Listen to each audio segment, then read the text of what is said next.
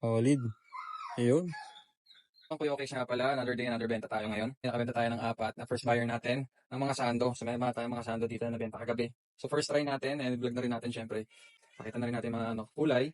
So yan yung unang benta natin dito. So pinakyaw niya naman yung buong lahat ng color. So i-vlog natin yung mga benta natin. Since na nag-start na rin tayo mag-vlog, i-vlog na rin natin pagbebenta.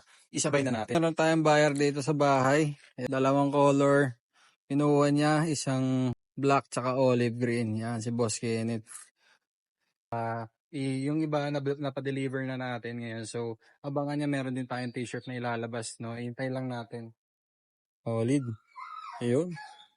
Ayun, ito na nga. So, nakabenta na tayo for today. So, first buyer natin yung kaninang umaga. Ang binili niya is apat na. So, nagpadagdag siya ng apat na sando. Tapos yung kanina, pinakyaw yung lahat ng kulay. Si Kuya Aldrin, shoutout sa'yo. Tsaka doon sa first buyer. Yan yung ano natin ng mga solid supporters natin sa pagbebenta. No? Tsaka sa pagla-live. So, third one yung umabol sa atin. Pumunta dito sa bahay. Yung tropa natin. Sumuporta lang para sinubukan niya na rin kung sukat sa kanya. Kasi free size yun. Tapos yung quality ng tela. Tapos okay naman sa kanya.